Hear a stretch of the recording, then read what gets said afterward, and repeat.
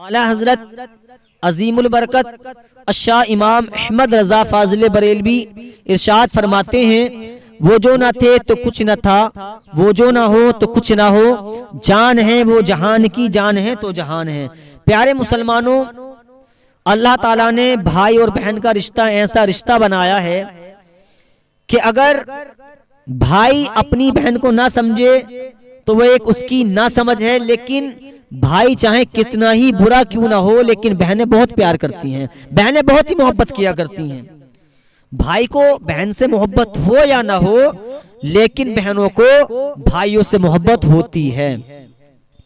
लेकिन क्यों ना नबी से पूछ लिया जाए, क्यों ना नबी से सीख लिया जाए।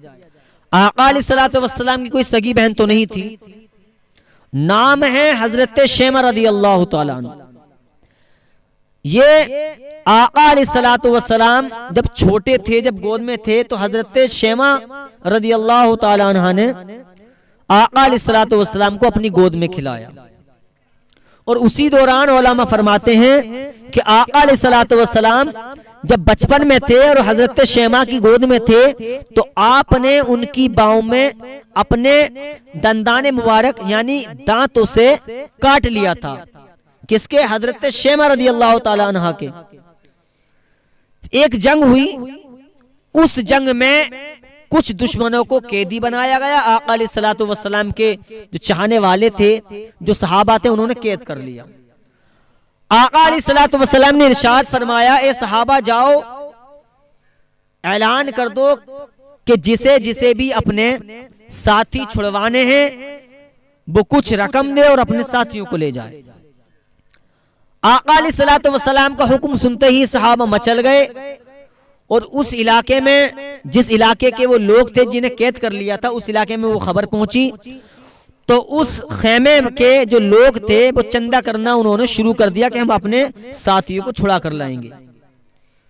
प्यारे मुस्तफा सल्लल्लाहु अलैहि वसल्लम ने इतना फरमाया था और सहाबा चले गए। जितने सहाबी है सब चले गए। वो बात वहां तक पहुंची, जिनके साथी थे कैदी, उन्होंने चंदा इकट्ठा करना शुरू किया। चंदा करते करते हजरत शेमा के दरवाजे पर पहुंचे। ये इनकी जो शादी हुई थी वो और कबीले से हुई थी, यानी कि आका अलैहिस्सलातु वस्सलाम को नहीं पता ये कहाँ है, उन्हें ये नहीं पता था ये मोहम्मद सल्लल्लाहु अलैहि वसल्लम कहाँ हैं।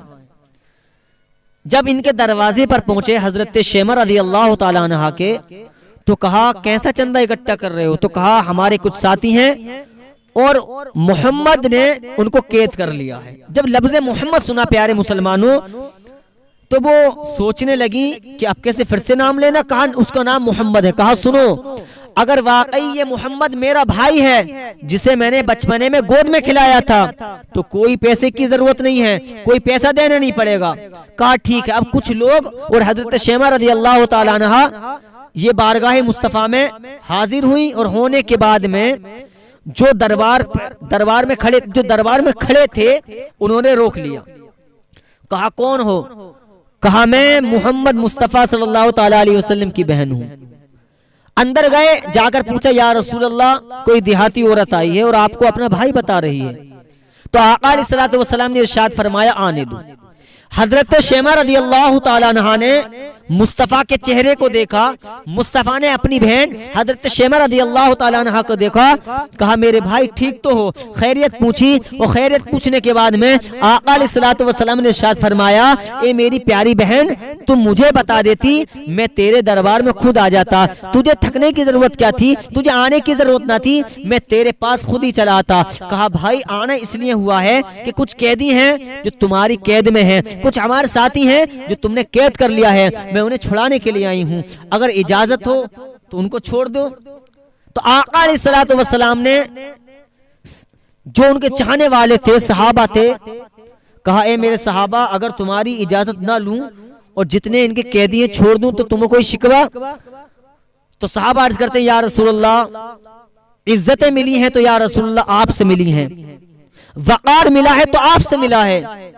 हम तो जहन्नम की तरफ जा रहे थे, जन्नत की तरफ आपने हमें खींचा है या रसूलल्लाह, आप ना भी कहें तब भी इजाजत है। और तुम तो इस माल की बात करते हो, इनके साथियों की बात करते हो या रसूलुल्लाह, अगर गर्दन कटवाने की बात आएगी तब भी हम तुम्हारे साथ में। सहाबा कितने खुशनसीब, कितने मोहब्बत करते थे। आका ने इरशाद फरमाया, ए मेरी बहन जाओ, हमने तुम्हारे साथियों को छोड़ दिया है। और आका अलैहिस्सलातु वस्सलाम ने इरशाद फरमाया, ए मेरी बहन शैमा, जब कभी भी कोई काम पड़े तो तुझे आने की जरूरत नहीं है। जब भी तुझे काम पड़े किसी को भेज देना, ये मोहम्मद चलकर तेरे दरवाजे पर खुद आएगा। ये नबी का अखलाक था यार। आज अगर बहन फोन करते तो भाई उठाने तैयार नहीं है, बहन को समझने तैयार नहीं है। भाई इसलिए फोन नहीं उठाता कहीं ऐसा ना हो कि मेरी बहन मुझसे पैसा मांग ले। आज तुमने बहनों को इस तरह गिरा दिया कि तुमने बचपने में ना देखा, तुम्हारी बहन स्कूल के लिए तुम्हें तैयार करती थी। खाने का टिफिन जो तुम्हारे इंटरवल में दिया जाता है खाने को, वो तुम्हारी बहन अच्छे अच्छे पराठे बना के तुम्हें खिलाया करती थी, अच्छे से तुम्हें सवारती थी, अच्छे से तुम्हें तैयार करती थी। आज हमने सब खुशियां भुला दी। याद रखो प्यारे मुसलमानों, अपनी बहनों से मोहब्बत किया करो।